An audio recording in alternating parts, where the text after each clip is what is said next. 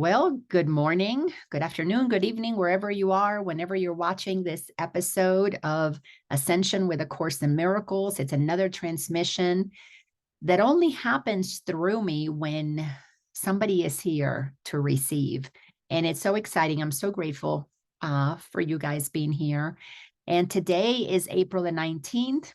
And I don't really get a whole lot into astrology, but from what I understand, we have some big eclipses that are taking place, amazing things that are happening in the world, so much that has been activated for the purpose of our ascension, for the purpose of our waking up.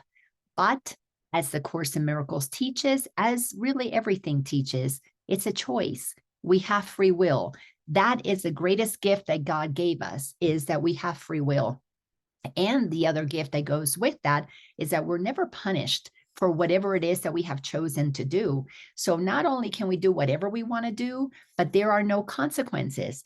And, as a parent, I grew up where there were consequences to whatever it is that I did. If I didn't do the right thing, I was going to get in trouble. My mom, my dad, somebody was going to get me in trouble. And it was going to make sure that I paid the consequences. And as I began on my spiritual path, I began to want to be like God. And by the way, this is episode 101. So excited. Last week we did episode 100 and it was such a wonderful conversation. And here we are on April the 19th, episode number 101. So as a parent, not with my daughter, because I was an unconscious parent with her, but I began my journey when my second child was born, and he was about 4 years old when I really began to enter into, the craziness of my journey. My mom passed away. Let's see, Spencer, no, he was 6 years old, and it was my mom's passing that put me on my journey. So as he was growing up, after 6, I was becoming a conscious parent, and I decided, I gave birth to this child. He doesn't belong to me. He absolutely is his own person. And I knew I want to give him total, complete free will. And you know what? That's quite arrogant of me. God gave him free will. I decided, let me honor what God has already decreed. And then I decided to do what God does. Not only do I give you, each one of us, free will, but I don't judge whatever you choose to do with that free will. So when my younger son, or my youngest son, I got two birth children, one adopted in the middle, and when Spencer was 6 years old and Tony that we adopted was 8, I started shifting how I was parenting them. And there were really no consequences. I was not going to create a punishment in that way. I felt that the consequences would be the natural result of their choices. You chose to not listen and didn't get the homework done. Okay, then you go to school and whatever the teacher says, you didn't bring your homework. That's on you, not on me. I quit wanting to make sure that my kids didn't get in trouble. And if you go and you ride your bike and you fall and you didn't ride it properly or whatever, well, you're going to hurt yourself. That's your consequence. So why would I punish you on top of you having had that experience? So I began to tell my kids, make sure the choices that you're making, don't think about, do you want to do this or that, but think about what the consequence of this or that is, and make your decisions based on the consequences, because it's not me that is going to punish you for what you did, because as far as I'm concerned, God gave you free will and you can do whatever you want. So it was just a really beautiful process of observing my children, especially, the boys, because they hadn't been indoctrinated too much in that mom made all the decisions for them. They had a little bit of that, but not too much. And they were able to shift, and they liked this thing that they were being independent and that I wasn't micromanaging them. My daughter, whom I micromanaged, it was very different for her. She didn't like that. She liked, I created this idea of safety for her, where if I made the decisions for her, then she would be okay. I've got a little kitty here who's about to come and visit. and my daughter's little kitty. And if things go as they normally do, when Elmer comes close to me, then I'll start sneezing. But I got a tissue, so we'll be okay. So anyhow, the process of coming to know who we are as sovereign beings requires that we accept God gave us free will, and there are natural consequences to those choices that give us the experience on this planet of what feels like heaven and earth, or I'm sorry, hell and heaven.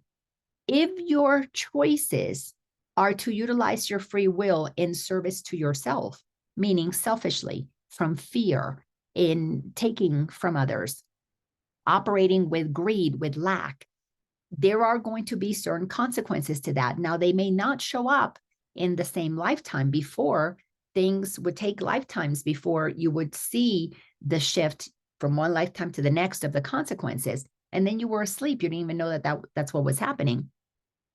Things are accelerating. We're seeing the consequence to our choices sooner. So if you are operating in greed, it's going to show up. I mean, we've got people with cell phones cataloging everything that everybody does. I mean, it's almost like instantaneous karma because of the nature of the communication devices that we have, the technology that we're operating from.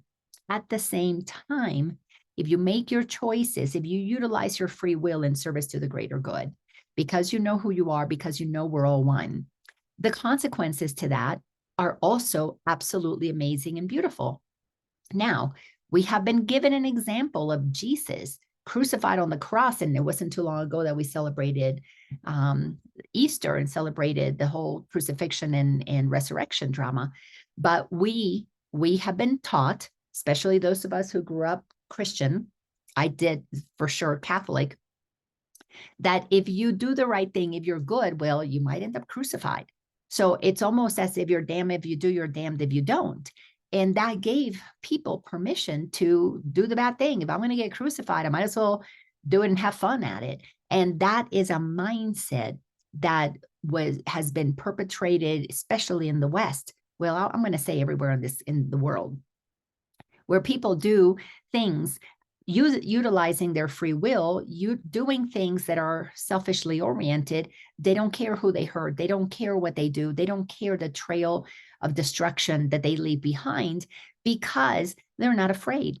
They're not, well, let me say, they're not afraid that they're going to get caught, because we have allowed a world that gets away with things. Especially when you begin to look right now at the corruption in our government. Well, where does that corruption come from? Humans, just like you, just like me, who have not been raised by conscious parents to understand the difference between what this free will is for. Our free will was for us, really, truly. The free will was for us to experience all of the different ways that we can extend love. That's really what God wants us. That's why we're waking up to align with God's will for us, is not only that we're free, but we're free to choose to be loving, free to choose to be who we actually are, to extend our gifts. All children are born with those gifts, with that knowingness that they are loving, that they are innocent. Then we get trained out of that. So free will, in a way, you can say it's a two-sided coin. If you willingly just be who you are, which you cannot help but be that when you're a child, and you live your life in that way, you're going to experience heaven on earth. But because we got indoctrinated by unconscious parents, we block ourselves from the truth of who we are. We conform to what we're told to do. Many of us block our own joy, block our own desires, and do what we're supposed to do to get, to be, to have, and acquire, and all of those things. Well, that's the other side of the coin for free will. When you are yourself and you follow your own inner will, you are free. But when you get conditioned, then you are bound thinking you're free. Now you need to use free will to free you from the condition that you were placed in when you were not honoring your freedom to be loving, your freedom to be yourself. So I don't know if that makes sense. Let me repeat that, because this is really, really important. I'm feeling this energy moving through me. So I know this bears repeating. If we were consciously raised to align with our will, God's will for us, that we experience happiness, we will be free. That's it. But when we are not honoring the thing that makes us happy, we will become conditioned into, what is it that I need to do to make you happy so that I get to be okay?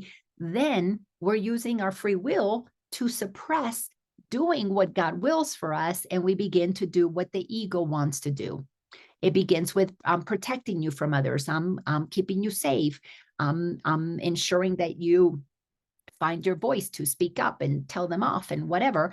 And little by little, we become conditioned in this idea that it's me against the world. And if I don't take care of me, I can't count on my mom. I can't count on my dad. I can't count on my spouse or whoever. Then I'm going to have to do it all by myself. Well, that's not what God wills for us. That's not natural. It absolutely is not natural. That's learned. So we have to use our free will. We have to willingly free ourselves from the conditioning, return ourselves to our natural state of being. And in that natural state of being, you cannot help but do what God wills for you, because what God wills for us is that we be happy. So when we are doing the thing that makes us happy, then we're in alignment with God. So is it really not my will, but thine be done? Or is it really your will and mine are one? When we realize that God's will and ours are one, that's when the magic of all of this happens.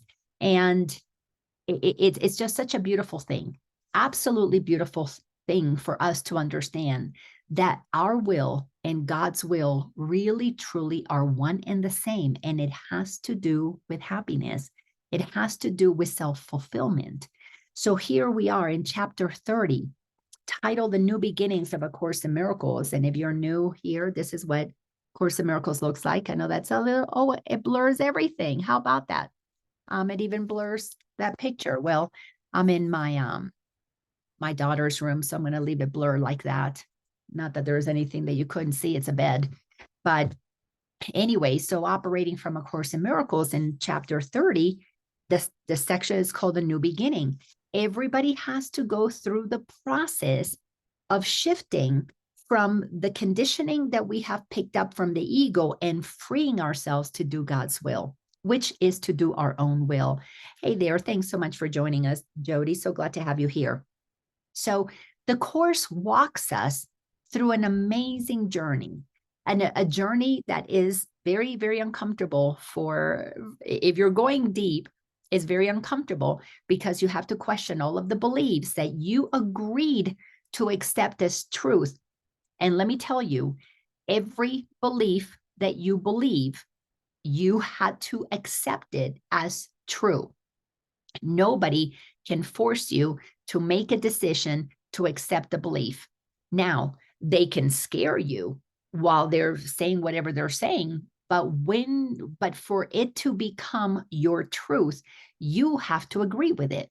Now, we are learning that ever since we were born, for thousands of years, we've been agreeing to beliefs that are not true. A perfect example is religion. Religion has told us that God is outside of us. And if that's all they said, that wouldn't be so bad. Then we go on a journey and find God. But that's not all that we've been told. Not only is God outside, but there is the middleman in the middle. There's the church. There's put Jesus in there, put something in the middle, meaning that we have to jump through certain hoops to get the middleman, the Pope or whoever, to approve, the priest, the reverend, the whatever it is, in the church, to allow you to go through all of these specific things and traditions and training. And if you are good, then you're getting a little closer to God, meaning that there's something between you and God, and that personal relationship becomes almost meaningless, because the relationship that you're cultivating is with the middle person. And if that wasn't bad enough, not only is God outside of you, and then there's a middle person, but then the traditions tell us that we're sinners, that we're not good enough. that we're dirty, that we're born defective, that we just who we are is not okay to God. So not only do you have that part of you that I'll speak primarily for the Christian tradition. I don't know if that's how it is in Islam and Judaism and anything else that talks about God to try to impart teachings about God. But when you're that far removed, guess what that does to the mind? It makes you not know the truth of who you are. So now the mind is conditioned, and that not only is God outside of you, too busy with the other 6 billion, 7 billion people, how is it going to be paying attention to me? And then we get evidence after evidence. God wasn't on my side. And then you've got to go through the process of going through the middle person. Well, we all play that game for a little while, but eventually we get tired of that. And maybe we'll pay the 10% and hope that gets us into the club. And so many drop out of that because that you begin to realize the insanity of it all. But then you have the guilt of being sinful, of being dirty, of not being good enough, of not, measuring up. So we've got layer upon layer upon layer of lies that block us from the awareness of where God is. Because if we knew that God's inside each and every one of us, because God is energy, God is life force, God is love. That's all God is. We've given it all these fancy names, but it's the intelligence that everything emanates from. I mean, it's that simple. So if that is what God is, and it is, and it's inside of each and every one of us, and it is, that's a fact, because you're made of energy. When somebody has a death experience and the body drops, what happened to the energy that animated them? It's gone. So the body's there. Why is it not walking? Because it doesn't have the energy that animates it. What is that energy that animates the body? That's God. So as we become more clear about the truth of what God is the energy that animates my body. For what reason? To have experiences so that God can experience what it's like to be a human through you and through me, or to be an ant, or to be a leaf, or to be a cloud. Not the chemtrail kind of clouds, but even that is God in it, because God is everywhere. So when we get comfortable with the idea that God is inside of us, the journey, the Course in Miracles, it takes us on this beautiful journey, because not only do we have to do the work of training our mind to accept the truth by removing the lies, because the lies are obstacles to our remembering the truth.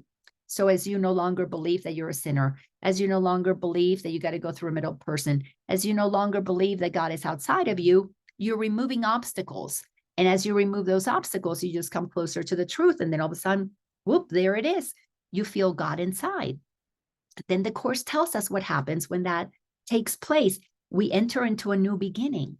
And the new beginning is so simple because we're starting fresh. We are resurrected. We crucify the story of the old and we resurrect in essence ourselves. So we're born again, we come alive. We stop operating in our lives with, yes, we have a physical body and yes, we have life force in us, but most people are dead inside because they're not pursuing their heart's desires. They're pursuing what they think they should be doing.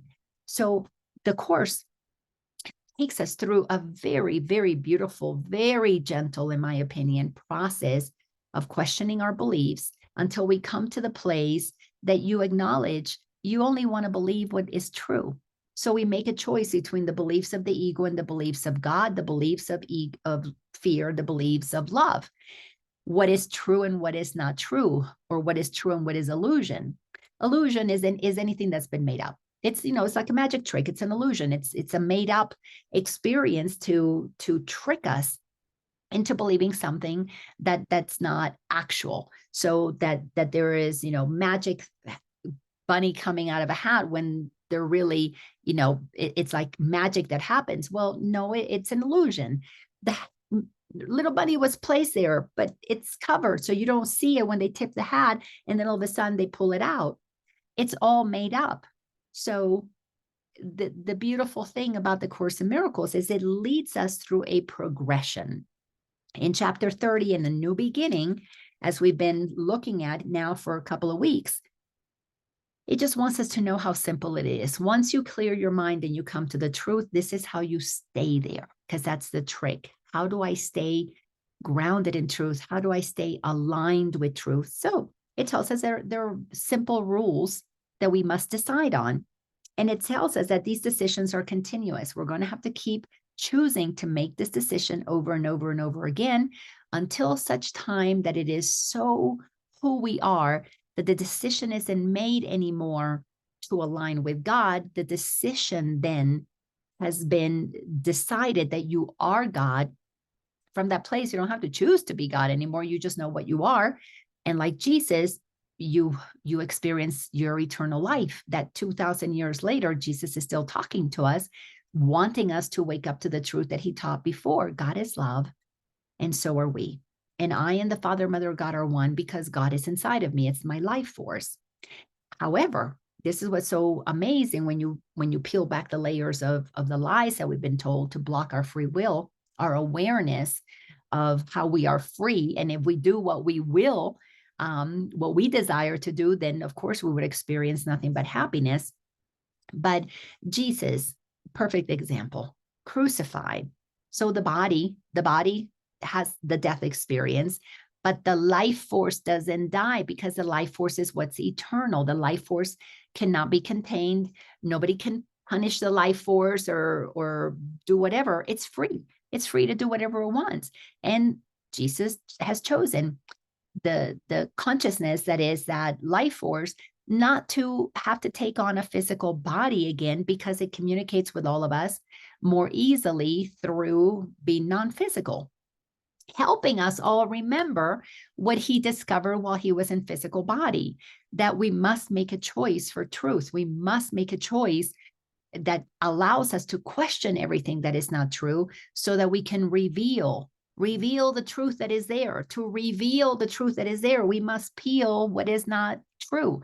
We must peel the obstacles. We must remove them out of the way. Then when we begin to feel God within us, well, you're going to feel free. So you will be free. So the free will that we have is what we use to block ourselves from the truth. And then we have to use that same power of decision, to choose to return ourselves back to the sane place that we were born from. We're as little children, we're born sane. We really truly are. We're innocent. We don't have baggage. And then we begin to pick them up. And some people pick them up in the womb. If they happen to be in the womb of a mother who is in an abusive relationship, that baby's feeling what's going on. And then, of course, and there's all kinds of other ways that once you come out of the womb, all kinds of other possibilities on how we lose our ability to remain connected to God, and not lost, because we say how I lost the ability, like it's gone forever, but it's like keys. When you lose them, they're somewhere. You just have to go find them. Well, we lose our ability to stay connected to God, but it's somewhere. Just we got to go find it, and it's just within us. Layers of beliefs that get placed there that make us not remember the truth. So we make the decisions. And what are these decisions? They're so simple. They basically starts with, I'm not going to make any decisions by myself today. I'm not going to decide anymore by myself, because when I've decided by myself, look what happened. I totally went down this path where I lost myself in the world because I was doing it all by myself. This is what the ego is. All by myself, I'll take care of me. And at a young age, when we begin to make a decision that I can't trust these people around me, because, really, you can't. Most of them are crazy. But you are not mature enough to make the kinds of decisions that are in your best interest in the long run. Maybe at that time it gave you a level of protection, but if you do not question those beliefs, like if you were putting on a t-shirt of a 2-year-old, it'd be tight and tense. So as we grow older and begin the process of maturing more, we still have a 2, 3, 4, 5, 6-year-old running our lives. It's like we're in prison. It's like that t-shirt. We've outgrown it and it's busting at the seams, but that's where we feel safe. So we have to question all of these beliefs, but don't do it by yourself. That's one of the most important decisions. Do not do it by yourself. And then you ask yourself, how do you want to feel? Well, if you felt bad, if you felt stressed, if you felt anxious, thinking thoughts by yourself, making your own decisions, or following the beliefs of others, being impressionable by what others had to say, that you still kept hitting dead ends, that things were still not working out the way you wanted them to, well, don't listen to yourself who listens to others. Don't make the decisions to still listen to yourself. Shift. Who do you want to believe instead? If you're this far in the journey, in A Course in Miracles, if you made it to lesson 30, then you know that you only want to think with God, because you've already questioned your thoughts. You've already realized that there are two voices and only two voices in your head, the voice of truth and the blocks to the truth. And the blocks to the truth is what we call ego. So ego is nothing but beliefs. You don't have an ego. Nobody has an ego, but we all have a belief system. I call it the mental filing cabinet that we have labeled ego. So what is it that we do with the ego? We just stop thinking those thoughts. You don't have to get rid of the ego. You don't have to kill your ego. You don't have to dissolve your ego. When you don't use those thoughts, when you don't think those thoughts are gone.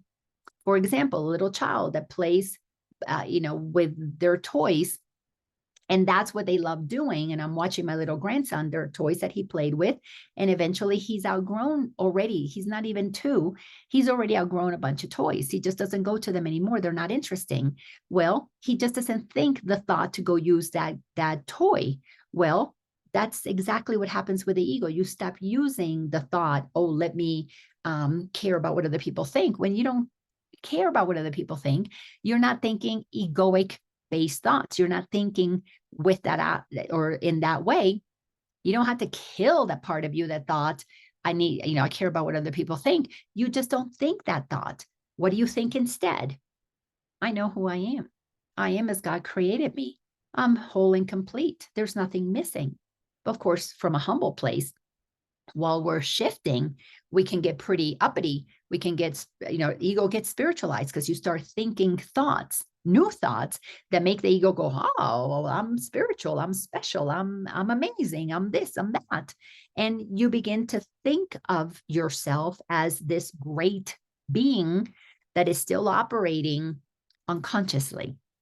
But you need to hear that you are great, because that's beginning to plant the seeds of your greatness being the truth of who you are, but from a humble place. So you decide that you're not going to think by yourself anymore. And then you begin to make the decision, well, what kind of a day do I want? How do I want to feel?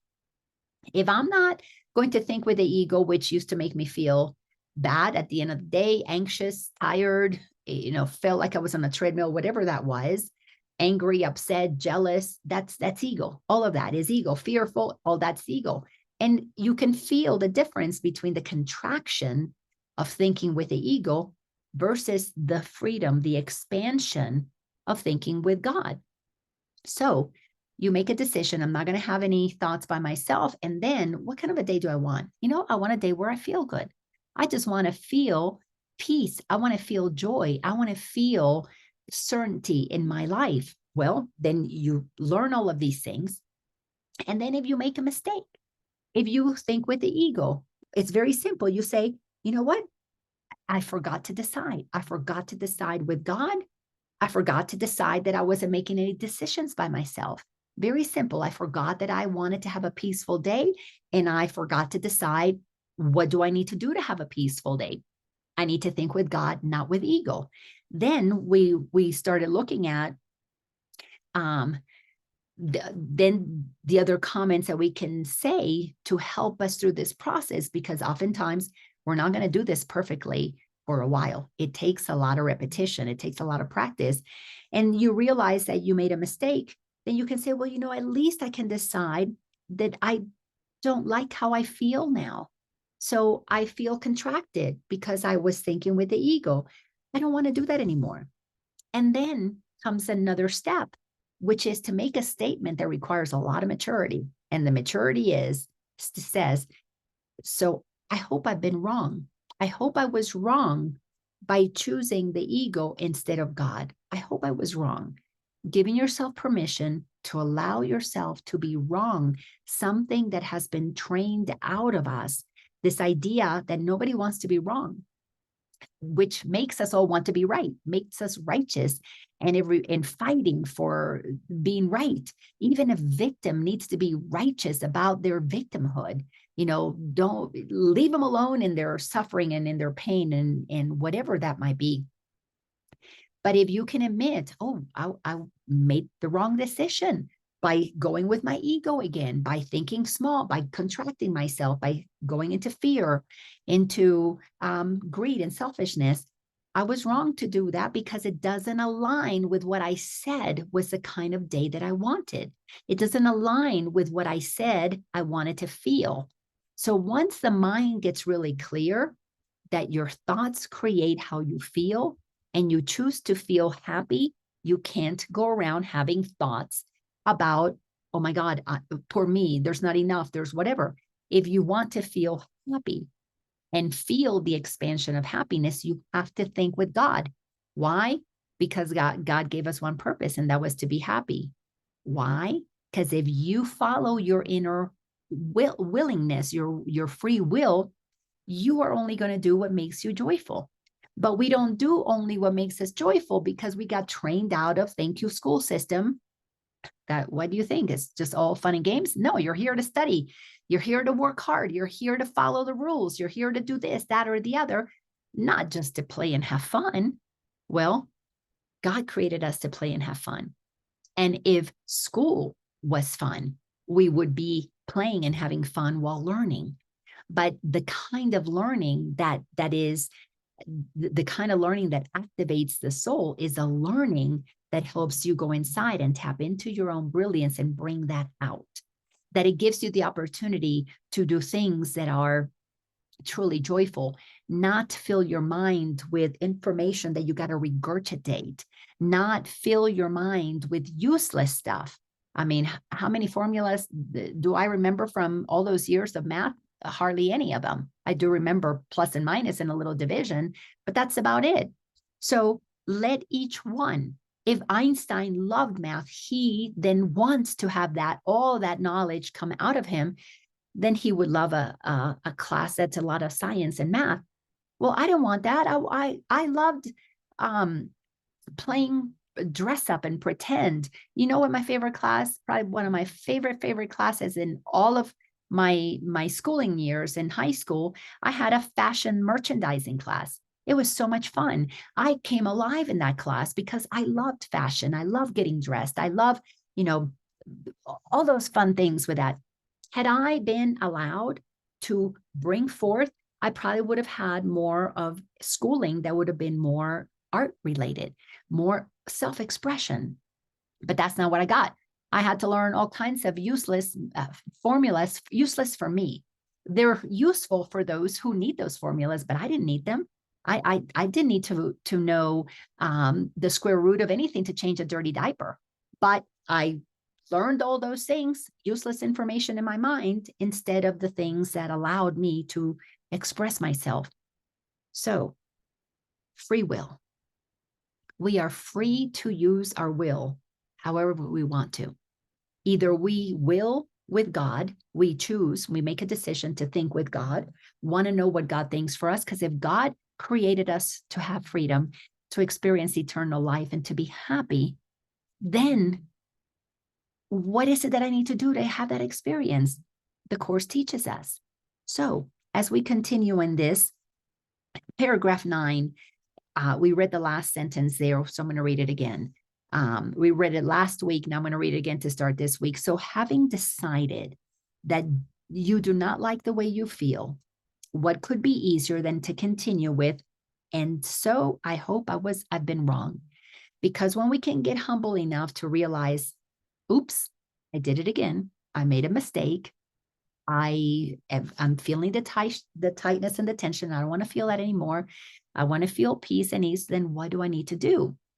Then it continues that this works against the sense of opposition and reminds you that help is not being thrust upon you, but is something that you want and that you need because you do not like the way that you feel.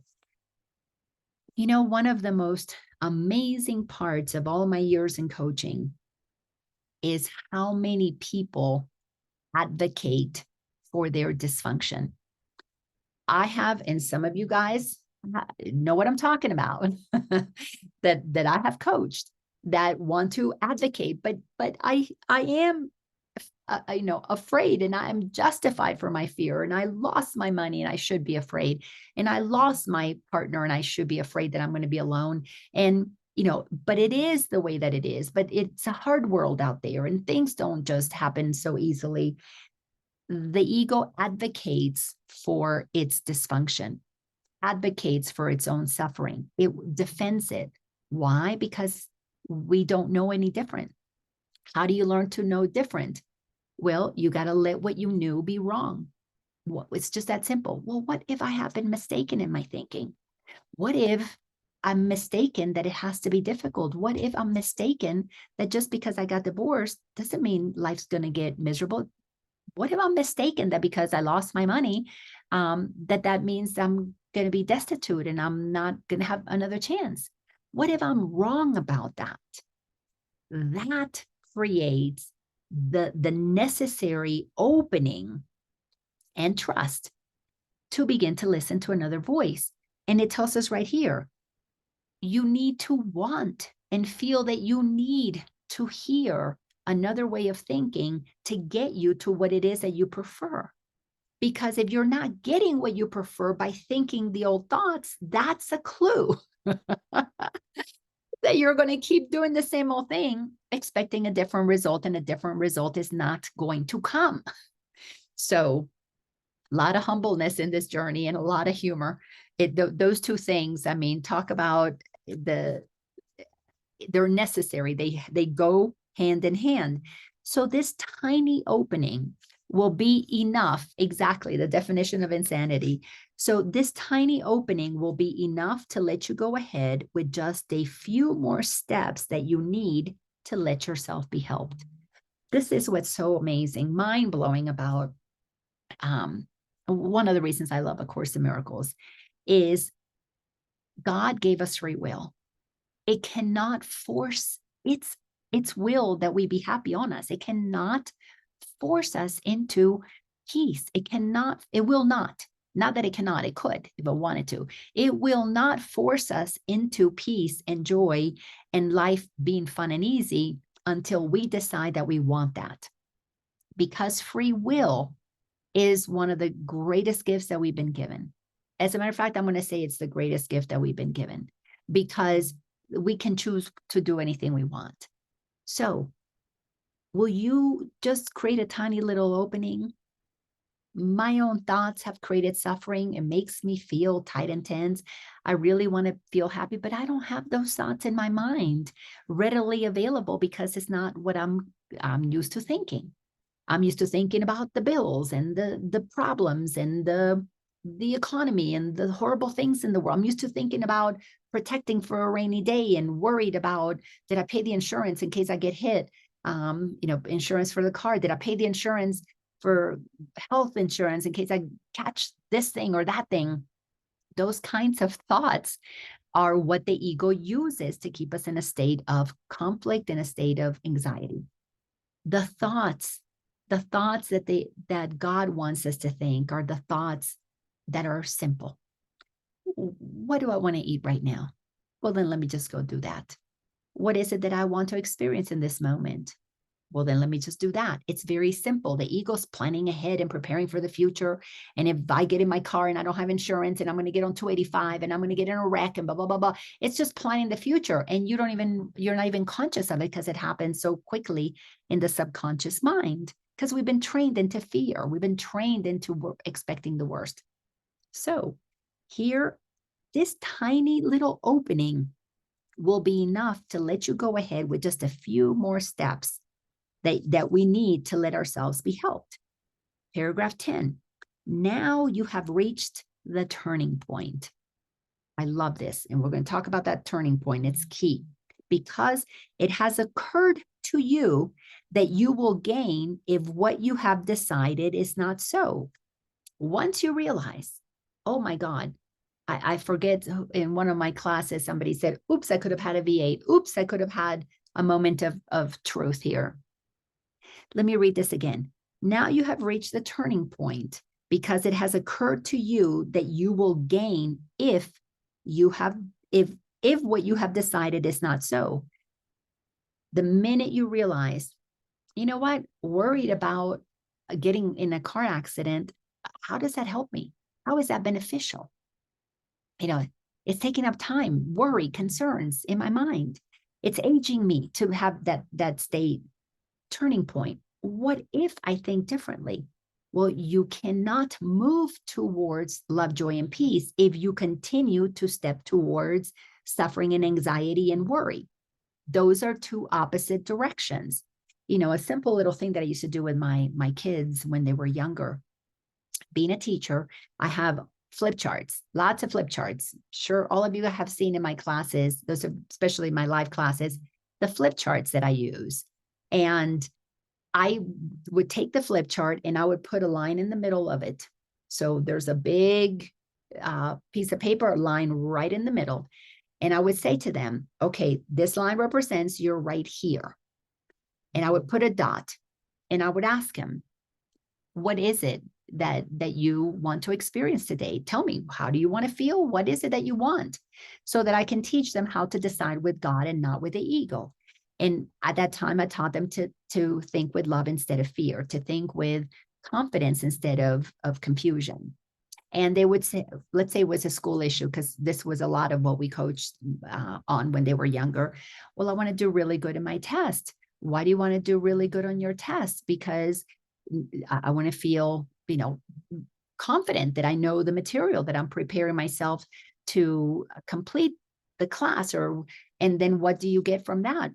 And they would go, well, I'll pass the grade. I'll get to go to the next grade. Oh, that's wonderful. And then what do you get from that? Well, then I'll graduate from high school. And what do you get from that? I'll get to college and I can continue my education and then I can get a good job. Oh, okay, wonderful. So then I would put at the top, having a wonderful life, because I have, I feel good about my life. So I would put that at the top. And then I would say, so what would happen if you don't do that? Well, I'll get in trouble. I'll have a bad grade. So what? What comes after that? Well, if I get a bad grade, I probably will miss recess, or they won't let me go out. I'm going to be held after school. So what? Well, then if I continue to do that, then I'm not going to pass my grade. So what? Then I'm going to have to repeat. So what? Well, my friends will get ahead of me. So how's that going to make you feel? Like I'm a failure, like I didn't achieve what I wanted. And I would put that at the very bottom of the page. You see what I did? A line in the middle, you are here. Down here is what would happen if you don't do the things that you need to do, make the decisions that will take you here. Very simple. So we would look at the choices that they made that took them up, choices that they made that took them down. And inevitably, at the end of the conversation, this piece of paper looked like they went up, they went down, they went up, they went down, they went up, they went down. And sometimes they came back up, sometimes they went back down, because every moment was a choice, a decision that was being made. The turning point was right there in the middle, where they would say, okay, I'm going to go do my homework. All right, they made a step towards what they wanted, but then they got distracted and then didn't get the homework done, then they went down. And when they got distracted, they didn't get the homework done. They went to school and it was missing. They felt bad. They went deeper down. I'm like, okay, you know what? The next day, it's in the morning. We start back in the middle. You don't start down here. You start right here. Let's start today fresh, every now moment. Course in Miracles calls it a holy instant. Let's think different. Let's think again. And there we would go, making decisions up and down, up and down. The turning point is when you realize that you are the one who chooses what to believe, and what you believe activates how you feel. There is no other way around it. Now, oftentimes we feel something and we don't know what we were thinking. And the process of self-discovery will take us to what we were thinking. But ultimately, when you feel good, you don't have to trace it back to a thought, oh, I'm choosing to feel good, because you make the decision to align with God. And when you choose to align with God and you and God are one, God's thinking for you. You don't have to think your own thoughts anymore. Now you are aligned with a life force that wanted to have this human experience. You're not born, you're not in a physical body because you didn't want to be here. If you have a physical vessel, it's because you wanted to have this experience exactly as you. And when you are willing to accept that this is your life, you are here, make the best of it, you go right back to that point, the turning point, where you turn up towards the high frequency things that you prefer, or you choose to turn down towards what you don't prefer by the choices that you make to listen to the ego or to listen to the voice for God. If you don't turn your homework in, if you don't get up, if you don't get out of bed, that's and if you don't get out of bed because you want to stay in bed because it's cozy and wonderful, that's you're moving in the high frequency. If you feel bad that you stayed in bed, now you're in low frequency. And if you stayed in bed because you're afraid of what the day is going to be like, or you feel like, oh, you don't have any inspiration or whatever, that's low frequency. Look at what's going on in there. Because when you're aligned with God, you can't wait to get up and get going because the life force is moving you. It's pushing you.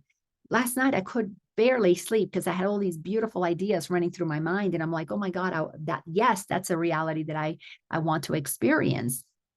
So anyways, so it goes on to say, until this point is reached, the turning point, you will believe your happiness depends on being right. But this much reason have you now attained. You would be better off if you were wrong. Course in Miracles is so powerful, so simple, yet so powerful. When we get that the need to be right from the ego's perspective, we want to let go of, then you become willing to be wrong. You know, again, with coaching people who for so many years, because usually most people that I coach are with me a long time because it takes a while, who love to tell me why things are difficult or things are, that their judgment is right about this person, what they did, how it should have been, or that their mistake, they're so awful because they made this mistake, and how, you know, they're just no good for anything, whatever. And they want to be right about this horrible thing that's happening to them or to others. It takes so much work. It does, to say, you know what, I'm okay being wrong about my judgment. I'm okay being wrong about whatever it is that I'm judging somebody else about or judging myself about. I'm okay being wrong about this person cheated me. I'm okay being wrong about that, because the minute that we are willing to say, I am wrong, is the beginning of the ego losing its power, meaning the thought system losing its power. Now, the thought of judgment, it's like, you know, I could be wrong about my judgment. And if I'm wrong about my judgment, then it dissolves. It's not there. So what happens to us when we begin to be comfortable being wrong? We stop thinking the thought that needed to be right, that kept us in a state of confusion, of anger, of depression, of anxiety. When we no longer need to be right, we free ourselves from the dogmatic conditioning that humanity has been saddled with, that anchors us into a 3D world that keeps us stuck doing the same thing, expecting different results. But we do the same thing because it's have to be right. To be wrong would be, well, maybe that same thing is not, it's not the best one for me. Maybe I'm wrong about repeating those thoughts or that pattern. Maybe staying in bed or not doing this or that. Maybe I'm wrong about that. What if I did the opposite? And then all of a sudden you do the opposite and you go, wow, that was fun. That was so exciting. That was so incredible. And it's just such a beautiful, beautiful process, such a wonderful opportunity that we get. Oh, got a sweet message from Ginger that just had to drop off because she had an appointment. She says, "Thank you, Laina. Lots of yummy nuggets today." And one specifically that got my attention. So sweet. I love this. This is why I'm so grateful that you guys come and receive whatever's flowing through me, because it only flows through me because I know somebody's going to listen to this. I've never had an episode that not one person showed up, at least one. And even for one, I am so grateful to be able to have the energy that causes this exchange, because as I give, we all receive. So if we get to the place that we want to come to a turning point in our lives, the turning point is to be willing to be wrong. Because if you're willing to be wrong, then you are open-minded. Then you'll question all your beliefs. And as you question all your beliefs, you're going to discover that most of them were not helpful. Maybe at a point in your life, but because it helped you at 3 doesn't mean it's going to help you at 30 or at 60. Because the shoes that you wore when you were 3 years old, those are not helpful shoes for you to wear today. They'll barely fit your toe. So we've got to get really honest about what's happening here. Our minds got conditioned the way of knowing the truth that we are as God created us, and God created us to express itself. So God must be in us. What is God? Is a life force. It's what animates us. What does it want? It wants freedom to express itself. That is why we want to align with God's will, because we're actually aligning with what inside of us is most authentically ourselves, that wants to express and extend itself in this lifetime. So we have free will. Are you using your will to free yourself, or are you using your will, your willingness to believe the same old things, to bind yourself? It's really that simple. There's only 2 ways that you can go. You can go high vibe or low vibe, or you can stay stuck for a little while, and that's okay. I stayed stuck a lot, because in that stuckness, I had time for contemplate. So God wills that we be free. Do you want to be free? Then you have to will with God. It's as simple as that. So with that, we will just close off and call it a day. If you want to unmute yourself, anything that you want to share, wonderful. If nothing to share, then that's okay. You shared your time, your presence with me, and to me, that was a gift. So today, episode 101. Wow, so amazing. I love you all so much. And if you like these transmissions, go to my YouTube, Laina Orlando. Find my website, lainaorlando.com, so you can get a link to the YouTube. And just know that I am grateful for you. Thank you all so much. Bye-bye, everybody.